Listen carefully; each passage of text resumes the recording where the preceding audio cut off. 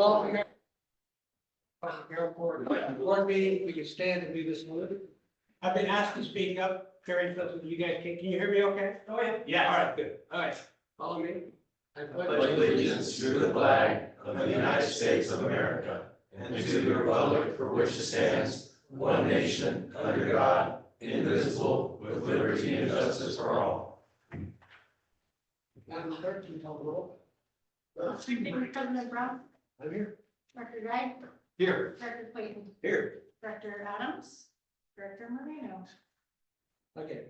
First up is going to be the minutes of the regular meeting held February 13th, 2025. Make the motion, we adopt those regular meetings minutes. And I second the motion. Get a first and second. Any questions? If not, all in favor, aye. Aye. Aye. Okay. Next up is the committee reports. Mr. President, the only committee report to report is the executive committee meeting to set this agenda on the 20th. Okay. We'll go on to the general manager's report. Just as you know, Plains of Fame had their groundbreaking last week, and they are out there working, digging in the dirt, and getting after it. So really excited about that. I want to remind you that the luncheon for Vandenberg is on the 14th of March. So if anybody wants to go that hasn't signed up, they need to, we have one ticket left. And it needs to be submitted by the 4th, so Tuesday. Did you put that on? Great. Perfect. The drainage work, Gosh, she's making. the drainage. Speak up, Steve. I have to sit in the same office with you. No.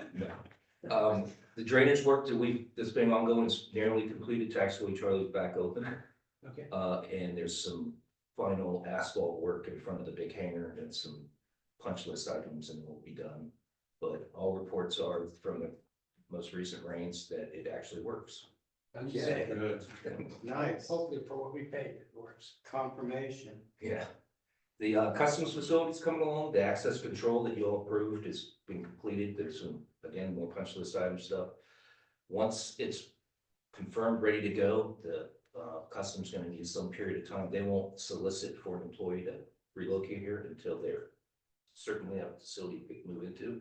And that could take a matter of weeks or a month. So we're aiming right now, probably into June, July, for it to be up and operational. So, Tom and I needed to have some work to do as far as how we're gonna tell the world about it. Working. Yeah. That's why I was getting ready to ask if we can have. I had somebody call me today on it too, wanting to know when. He wants to use it now. Good. That's, yeah, good. I told him I thought that we would have something, we'll put something out publicly when it comes. Oh, absolutely. Let's set up a marketing meeting. Yes. So we can get together and power on that with Tom and Super. Yeah. Hopefully we can do that next week if you're available. I'll put out an email, see what your availability is. Lunchtime is always for sure. Nobody's in court during lunch. Are you offering to buy lunch? I might be bringing something in. Okay, that's all I ask. Okay, any questions?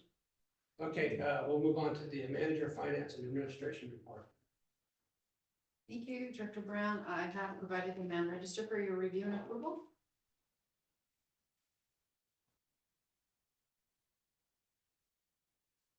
Can you get a motion? I'll make a motion, we approve. I'll second that motion. Okay, get a first and second. Any questions about it? No question about it. Okay, all those in favor? Aye. Opposed?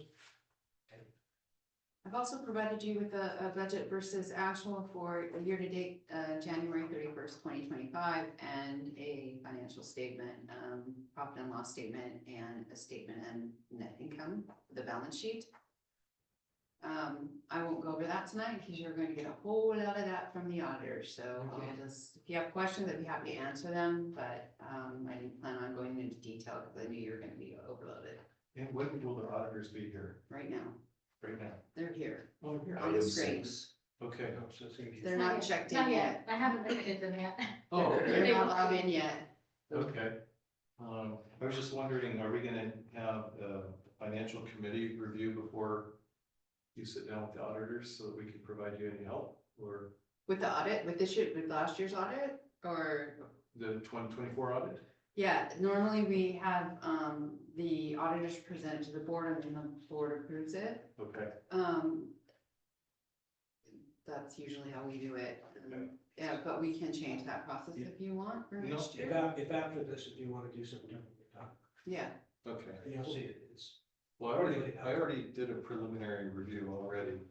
We did you that. read all 77 pages, because You didn't read them all, but I read many of them. I did, I read all of them. Director, I wonder if it's helpful to know, because I know you have extensive experience in the private sector, not private sector clients. Usually, you're right, the finance committee or the CFO works closely and you're involved at the audit process. For public entities, it is typical for the auditors to work with your staff and then for the audit to be presented to the board. So that's a slight difference between what you're probably used to in the private sector, which is that you're right, the finance committee of the board generally is involved at the audit process. My experience with public entities in California is that generally the findings are presented to you. And the reason is that otherwise there's the potential that you have a Brown Act violation. It's tricky to get multiple board members involved, but I'm sure your staff is also happy to loop the finance committee in. Thank you. No, I don't mind waiting until after the auditors go through it. I was just thinking that the board was actually gonna provide help rather than just a cursory review. Yeah, that's because I'm working through that with another client right now, and it just sort of queued me up. I thought, oh, this sounds familiar, but the public sector is generally, I think it's generally data this way. Okay. That makes it a lot easier for the board. Thank you. okay, moving on, we got public session. Statements from the floor will be heard during the public session. Request to speak forms are provided for those who wishing to address the board. After completing the form, please give it to the clerk. Request requiring board action will be referred to staff and brought to the next appropriate agenda.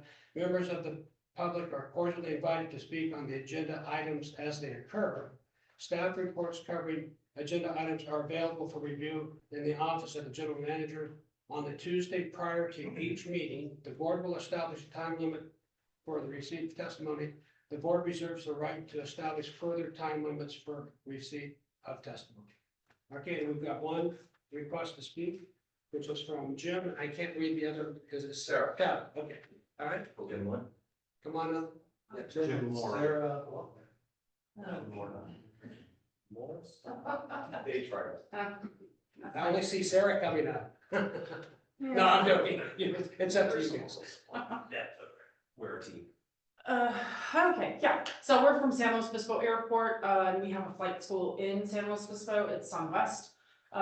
San Luis Obispo Airport is expanding rapidly and more in the direction of commercial as opposed to like general aviation. And so as of tomorrow, we are no longer in our space for office and teaching and training. And we are CAT members. So we're on this field, we're aware of this field, we know this field pretty well. And we also have an executive hangar here. And we have over probably the last 6 months or so come to the knowledge of a great deal of people who would love to learn how to fly. They want to move on to be, airline pilots and CFIs and things like that and do things inside of aviation. So with our growth or ability to grow, this field would be our dream place to be. Somewhere to set up, start growing, start, expanding. We understand that the demographics are a little bit different and that, changes may need to be made, but I think we're outgrowing San Luis Obispo, or San Luis Obispo is outgrowing us. And so we have a lot of ties here with students and adults who want to learn how to fly. So we know that you guys potentially have a couple of empty spaces that could work well for us. So before we move any further with trying to figure this out, we wanted to come and have a conversation with you guys and see what you thought about it or whatever, because I've never done this before, so. Yeah, we're good. We do have a building in mind. And what building is that? It's 3123. It's not agenda item, it's just public comment. Oh, sorry. I'll So, be happy to talk to you after this meeting. Oh, absolutely. We can work out the details and bring it back to you. That's us. Already? Great, thank you. Thank you for your time. Thank you for introducing yourselves. Okay, so the next up is the presentation by Jeff Palmer, CJ and Brown and Company, CPAS, regarding the annual audit.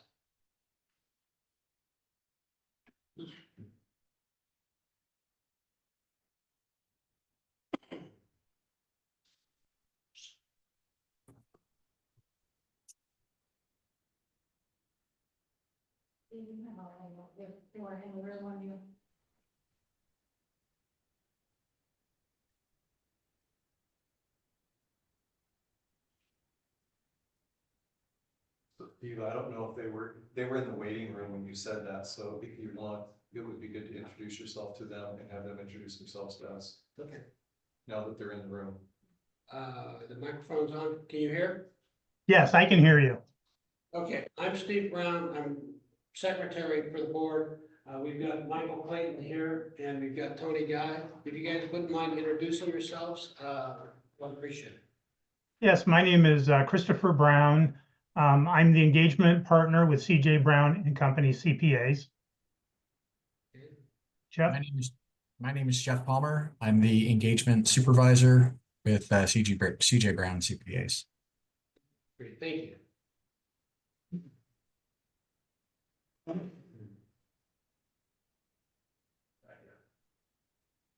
we locked up? Oh, no. No, you guys, okay, you guys are gonna make a presentation for us? Absolutely. Yeah, we didn't know if you needed, if we needed any other procedures first, but yeah, we'll go ahead and start in right now. Yeah, go ahead. We actually had kind of introduced you before you were on, so people know what's going on. So. Okay, forgive me. Okay. Well, once again, my name is Chris Brown, the engagement partner. We're going to go over the audit for June 30th, 2024. Several things come out of the audit of the district. One of them being the single audit, since the district does receive federal funding, and that has been completed, and we're prepared to deliver that to you.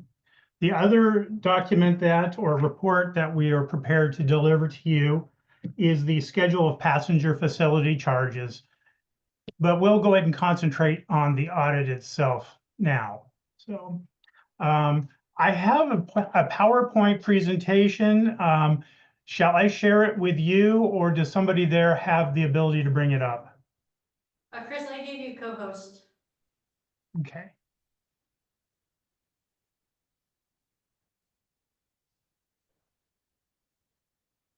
Okay, can you see the presentation? Yes, we do. Okay, perfect. All right, let me go ahead and get started then. So as far as the audit goes, it went pretty well. Things are always getting more complicated in the accounting world with the new pronouncements and such. Of course, several years ago, it was the GASB 68 with regard to pension costs. And then, of course, before that, we had the OPEB, other than pension obligations. Most recently was GASB 87, and GASB means Government Accounting Standards Board. Number 87 had to do with leases, and that is put an increased burden on the district itself. Getting to the audit itself, as far as the procedures, the audit was performed in accordance with auditing standards generally accepted in the United States of America. Those are the rules that we must follow, the guidelines we must follow when we're conducting an audit. As far as the audit procedures themselves, basically it's broken up into two parts. First part, we're taking a look at the internal controls of the district. In essence, we're looking at your accounting cycles, things like your purchasing and disbursement, things like your payroll cycle, and such, revenue recognition, things like that. We do a number of tests on those cycles, and from that we developed our audit programs. And then that will take us into bullet point number 2, you see there, agreeing balances to the supporting documentation. So in addition to those audit programs, which basically tell us what we need to do, we're tying in the documentation to the ending balances that are provided to us. So in essence, we're provided with sort of your financial statement, and we're auditing that. We're tying the balances in from that statement into the support. And that's in essence what an audit is.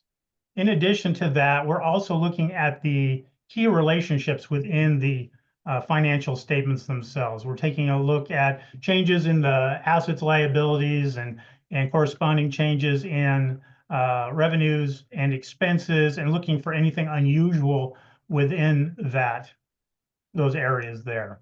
So that's kind of the audit. There are 2 reports in addition to the ones that I mentioned previously. One being the ACFR, the Annual Comprehensive Financial Report, the other one being the Management Report. Within the, I'll refer to the ACFR as the Financial Report. Within the Financial Report is the Independent Auditor's Report. And what you see here is one paragraph. It's not the exact copy, but it's a good representation. And we're providing you an unmodified opinion, which means a clean opinion. And it says, in our opinion, the financial statements referred to above present fairly, in all material respects, the financial position of the Santa Maria Public Airport District as of June 30th, 2024. So congratulations, we're providing you a clean opinion. Okay. The other report is the management report. And the management report is our communication to you, the board. You are our boss. It is to you we answer to. It is your best interest that we have in mind when we are doing the audit and reporting the audit. Within the management report itself, it's kind of like a preset list of things that we're supposed to discuss with you. And among them are the auditor's responsibility, kind of explains what we're supposed to do. To a minor degree, it explains what you're supposed to do. The scope of the audit, basically what we're really doing. District's accounting practices, it gives us an opportunity to discuss those with you if we come across anything that we feel needs to be brought to your attention. Corrected and uncorrected adjustments to those the financial statements as presented to us. Also gives us an opportunity to discuss any difficulties that we've encountered in performing the audit. And that typically refers to difficulties with, conducting the audit itself. And just an example, it could be something like certain types of information isn't what we're looking for, but that's not the case. So, but it gives us the opportunity to bring that to your attention. And I'm happy to say there were no difficulties encountered. Disagreements with management, there again, I'm happy to say that we did not have disagreements with management with regard to basically the production of the financial statements and the accounting cycle process itself.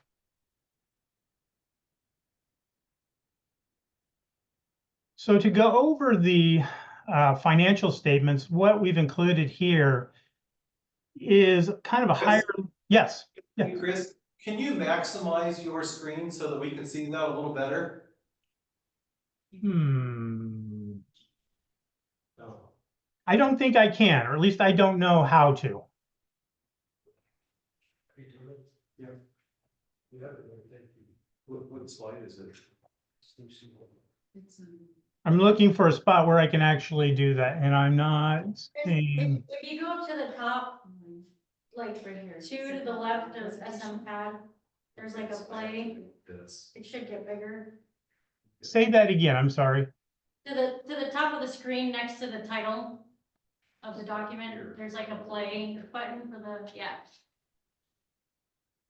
There we go. Can you see it better now? It's on that. Yes. Okay. Forgive me for that. I learned something new today. Is there anything that you'd like me to go back over, or are we good to move forward?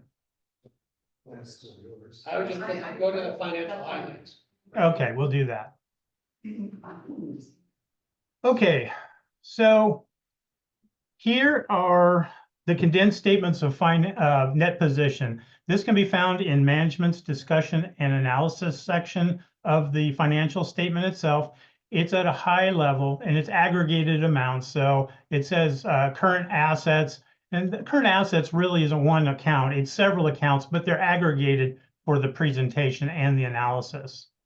What we can see here is that total assets increased approximately, I'm going to round up a bit here, let's say 503,000. We see changes in current assets.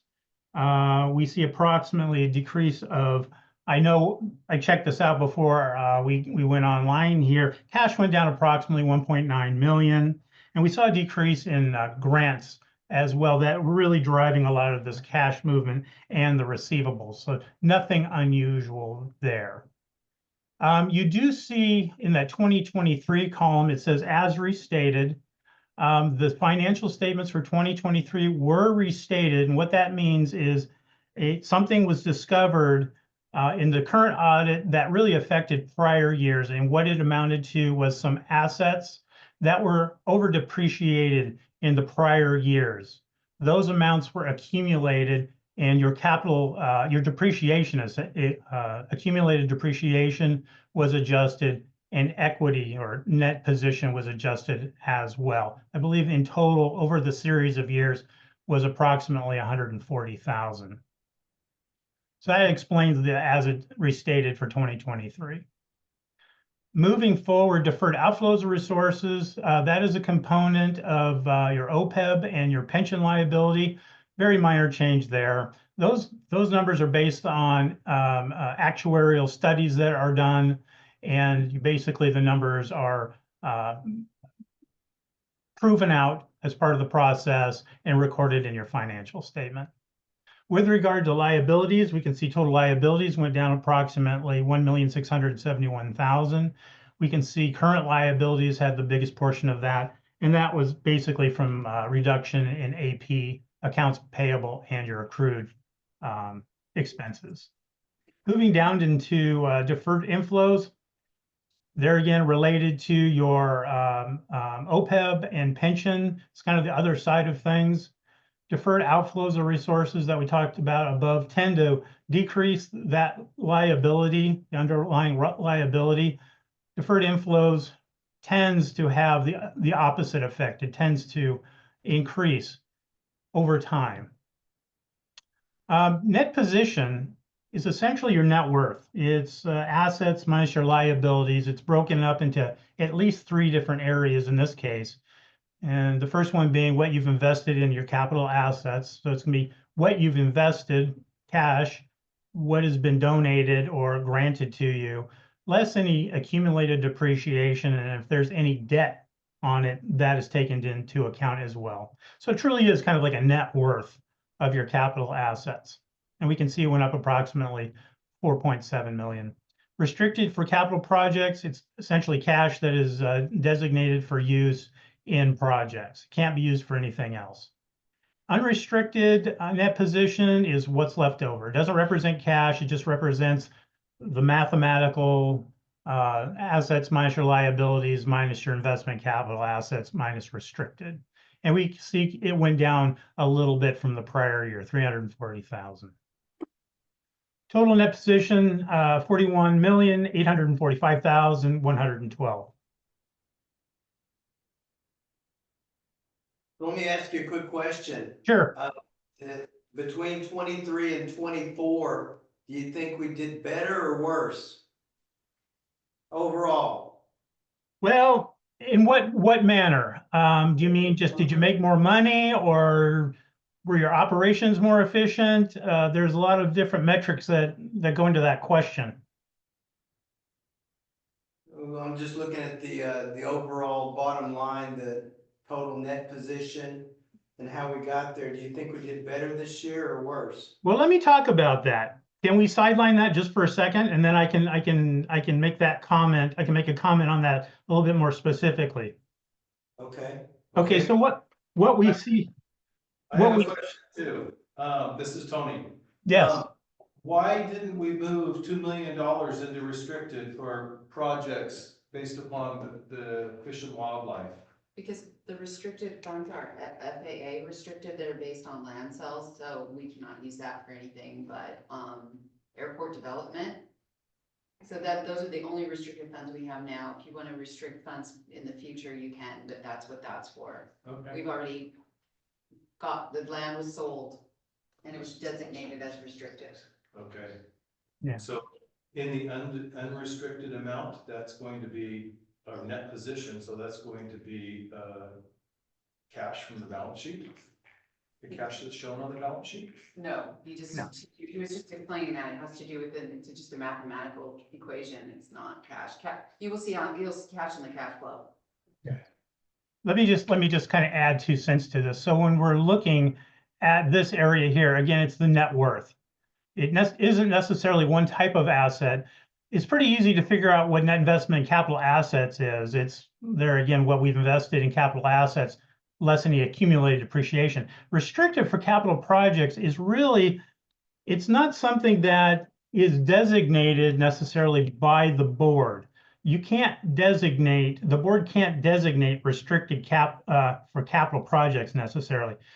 It's really a function of the intent of the use of the funds that are provided. So if you get a grant, a federal grant, and it's for runway B, something like that, and it's $1 million, you can only use it on that. It would go into restricted. The board can do things like reserve amounts for budgetary reasons and such. But what you're seeing here are restrictions on the use of cash based on whoever provided those funds to you as part of grant agreements and things like that. It's a kind of a straightforward, use it for a particular project, so, or paying a particular debt. So, Okay, and thank you. you're welcome. You're welcome. Let me go ahead and go to this. So kind of big picture here is we see that total revenues were the 7.1. It actually went down approximately 548,000.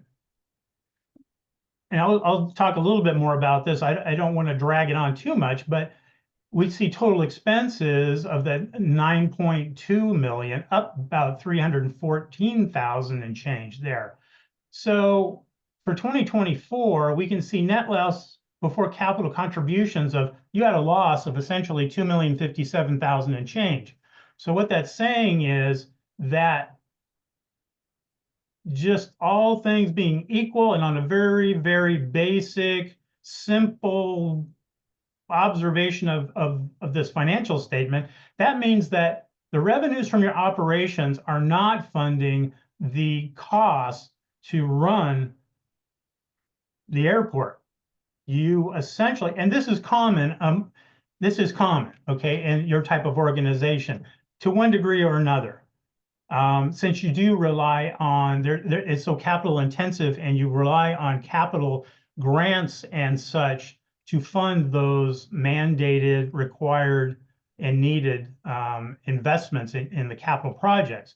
But from just a very simplistic way of looking at it, we can see that, yes, that your expenses outspent your revenues. And it is a little bit more than it was in the prior year. In the prior year, it was 1.19 million to that 2.57, actually went down approximately 863,000. Okay. So, but you do have capital contributions there again that help fund some of these costs that you have up here. And it just so happens that, you had 2.5 million more than you did in the prior year.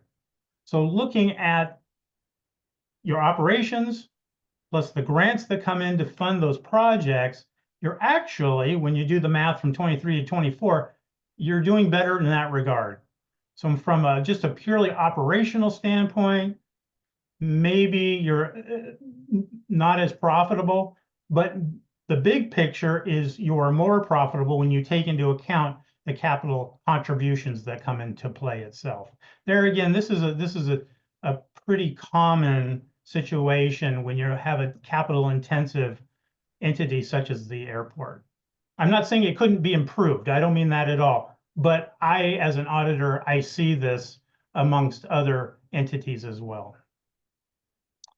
As far as going into a little bit more detail on really what makes up these numbers, I've got some schedules here, and these are also in the management discussion analysis.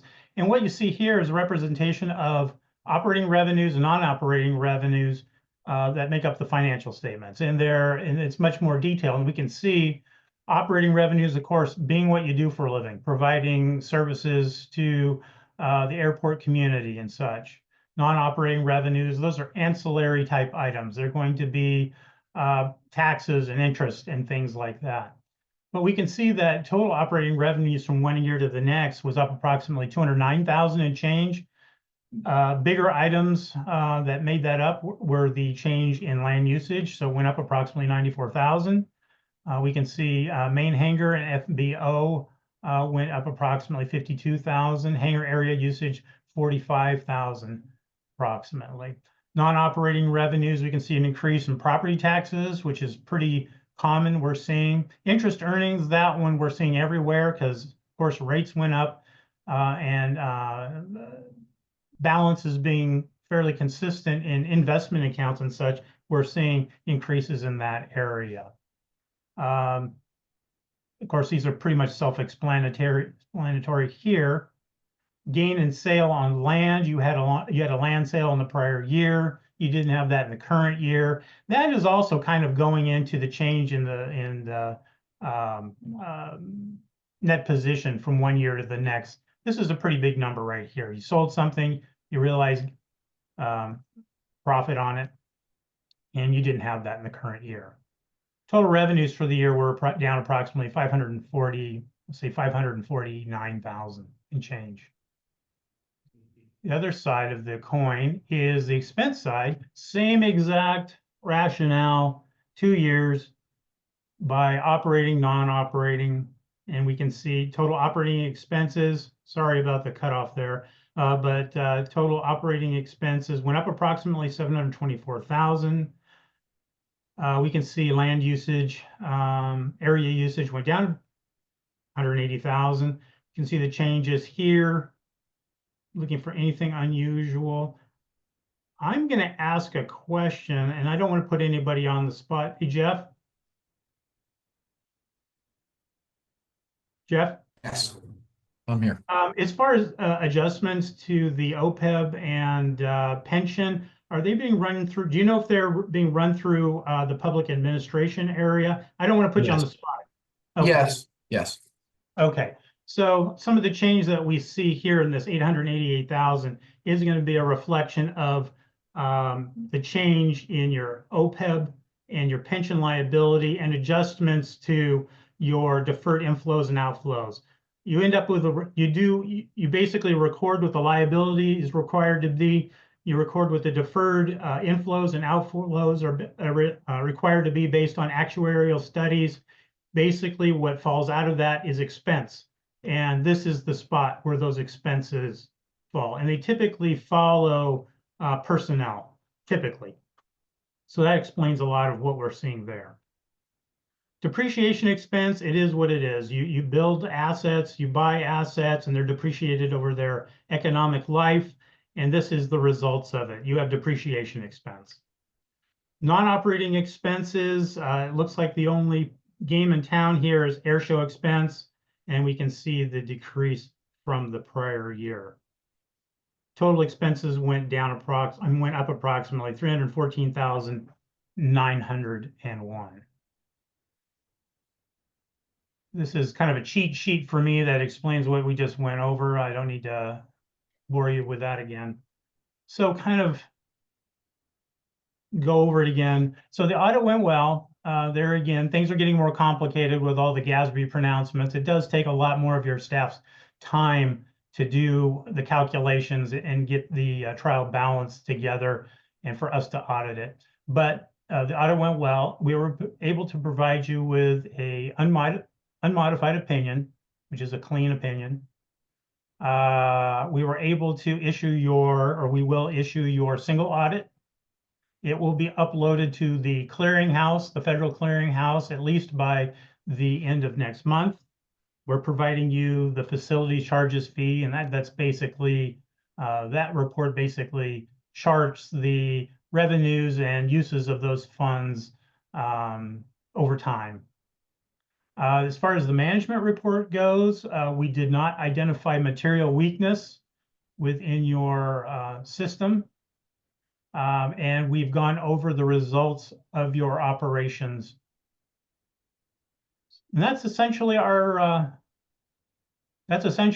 presentation, and we'll turn it back to you.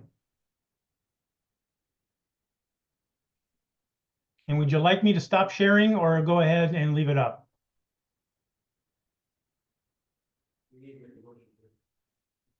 He wants to know if you want to take that down.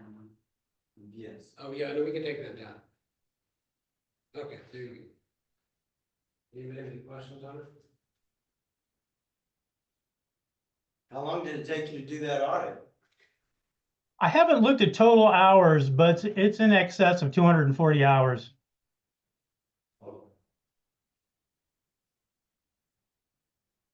And it's spread out over time. So if you were to look at it, it doesn't happen, we show up one day and do the audit. The way it works is we do our interim field work, which again is looking at the internal controls. That takes about a week of 1 to 2 employees going through it. Then we take kind of a break on it as the district finalizes their year-end numbers and wraps things up. Of course, we're talking with your team as well. At final field work, we designate, it depends on what we're looking at, but typically it's a week to a week and a half, up to 2 weeks of staff time, multiple staff members working on it. And it kind of just drags out until the financial statements are completed and everybody signs off on it. But I believe it's at about 240 hours at this point. We appreciate your help in this endeavor. Thank you. Thank you very much. Thank you. Okay. I'll make a motion that we accept it as presented. Second.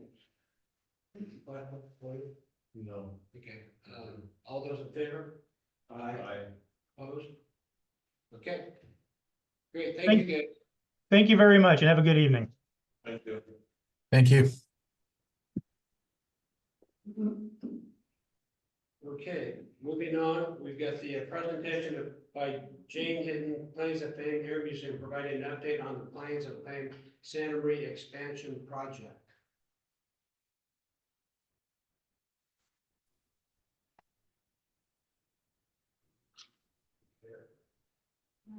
Jane, you there? Yes, I am here. There we go. You've been announced. Okay, great.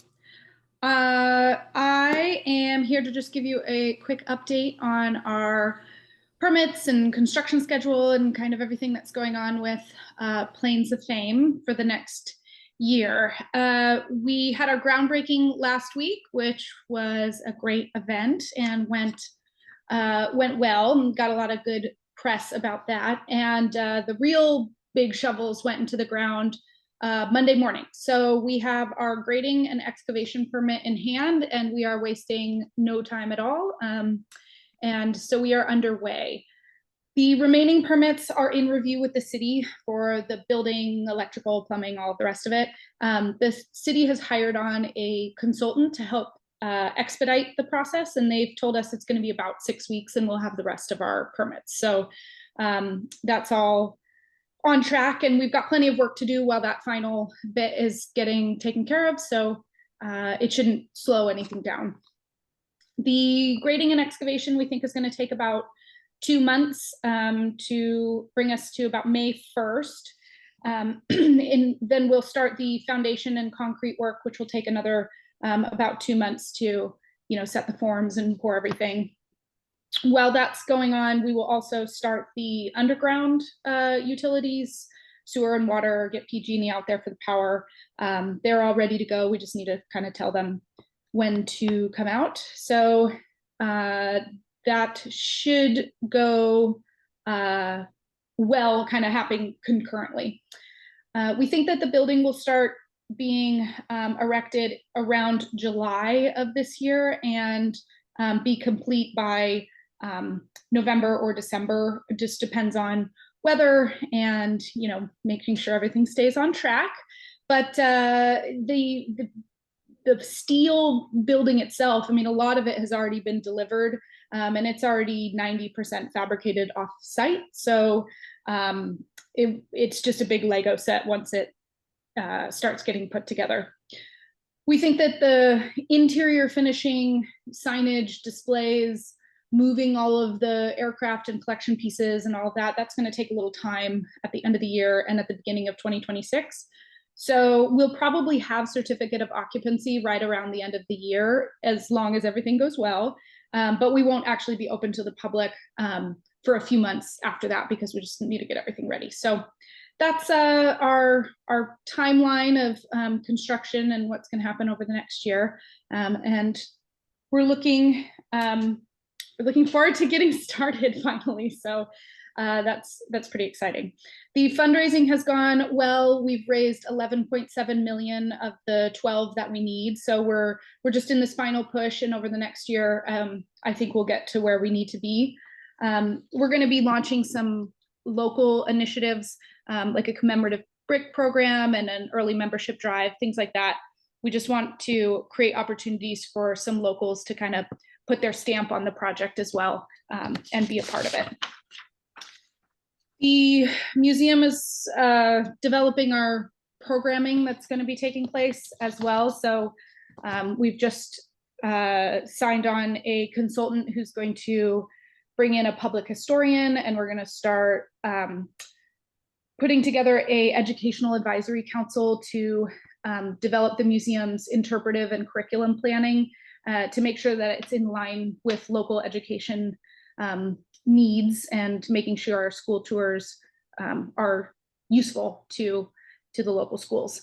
We're also starting our signage and displays and all the things that will physically be in the building as well. So those take a while to fabricate. So we're beginning the planning now, so they can be fabricated offsite and then get moved in once the building is built. We're also working with the Conservation Center for Arts and Historic Artifacts to establish the best practices for the preservation of the collection within the new museum.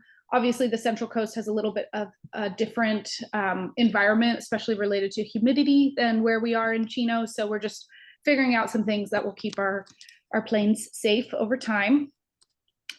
And yeah, so the museum is coming together nicely. I mean, it's the beginning of the next chapter here, and we still have a long ways to go, but it's all looking really positive at the moment.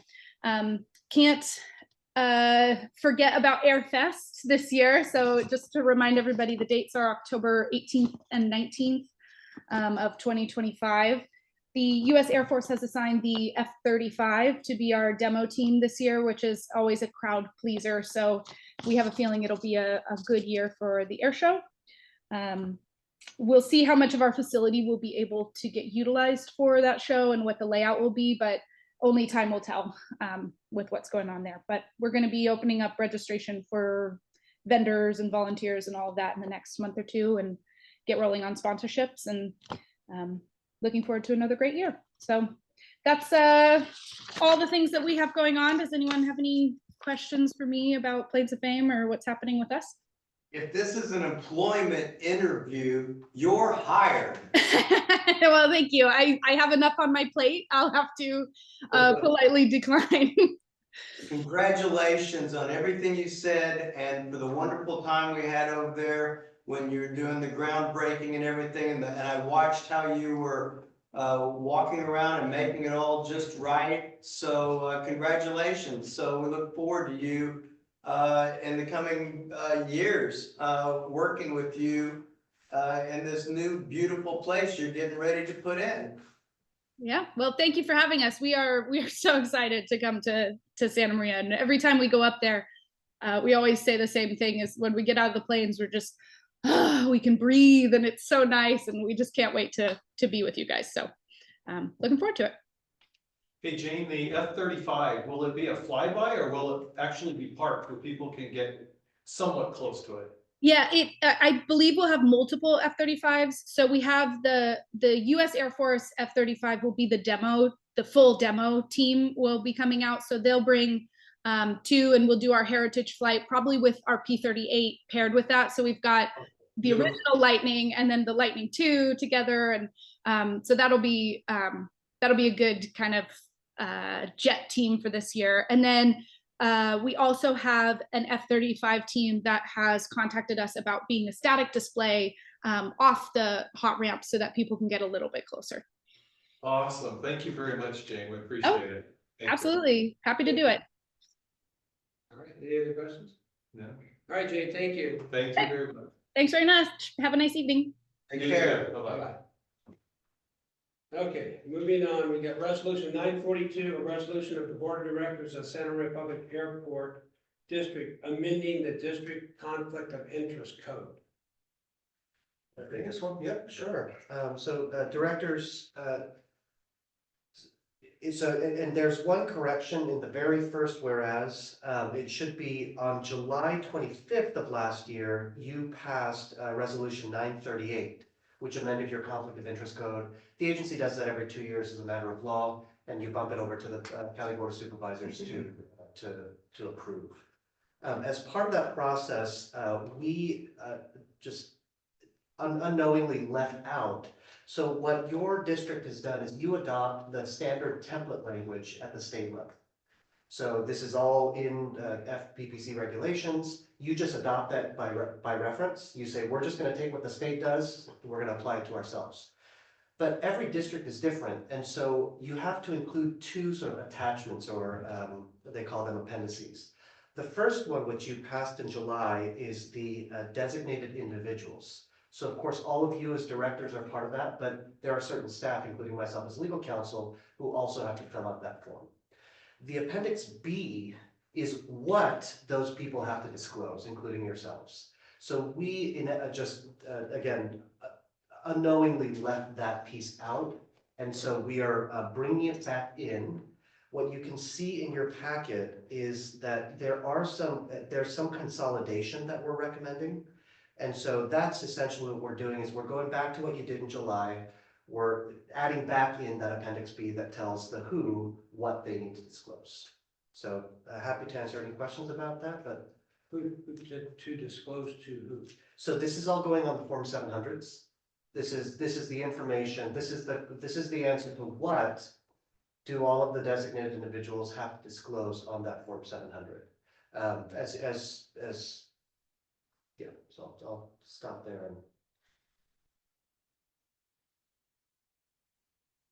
I think this is on page 19 of your of the meeting packet that was posted publicly.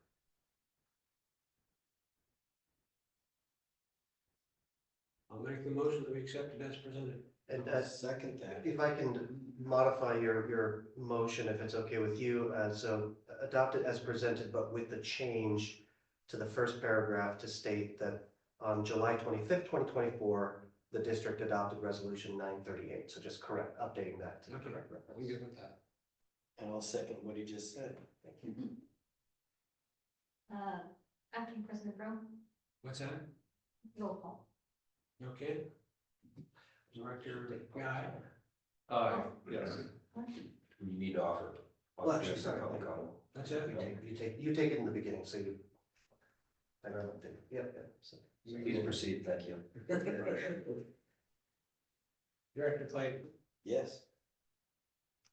Yes for me. Okay. Director Guy? Oh, I said yes. Okay. Why does he get 2 points? Beautiful. Okay, moving on. Discussion and direction to staff regarding the donation to the Museum of Flight. Did we take it? I think you're the right man, that's a big point. I asked to put this on. Historically, in the past, we have donated money to the Museum of Flight to assist them in their operation. It's been a couple of years since we've done this, but I think they've had some expenses moving things around and things going on. I'm gonna make a motion that we donate $10,000 to the Museum of Flight to make sure that they're existing. I'll second that motion. You mean the one that Jane was just No, telling us? no, this is the one, the Santa Maria one. This is the Santa Maria Museum of Flight. Whew. For a minute, didn't you hear 11-point-something billion that lady made? 11.7. That was, I, no objection. Good enough. Okay, all those in favor? Aye. Aye, opposed? Motion carries. Okay, moving on to closed session, we're gonna go to closed session, we're gonna discuss two items, so. I don't really want to break the word right now. No. Let's just break it going. Bye, guys.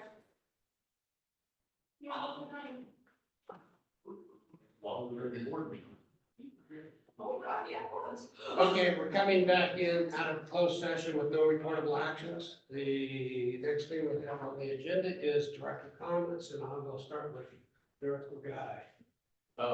The only comments that I have is I really appreciate the fact that Plains of Fame is investing here and that we already do have our other museum, the Museum of Light. I think it's important to a community. It's an outlet, it's an opportunity for people to understand what an airport is, what an airport does, and it gives people a glimpse into what's going on in the industry and at the airport. So thank you for that. I too enjoyed the Plains of Fame last week when they were doing the groundbreaking ceremony. It was well orchestrated, and I can see from her presentation, we're gonna have a building coming up post haste, and it's gonna be really fun to see that go into play. And Martin, it's gonna be really fun to see that runway go into play when we get all our ducks in a row to make that happen, because that's gonna be really important. So that's all I got. Okay, the only comment I have is, we had the meeting with Madison on the tower. I thought it went great. We've got a plan on moving airplanes around to where nobody's gonna get excited. And, I think that it just went great. It was good for everybody on it, so, and that's my only comment. All right, and I will entertain a motion. Motion to adjourn. There's- I second it. Okay, first, second, all in favor? Aye. Aye. Okay, Thanks, off we go.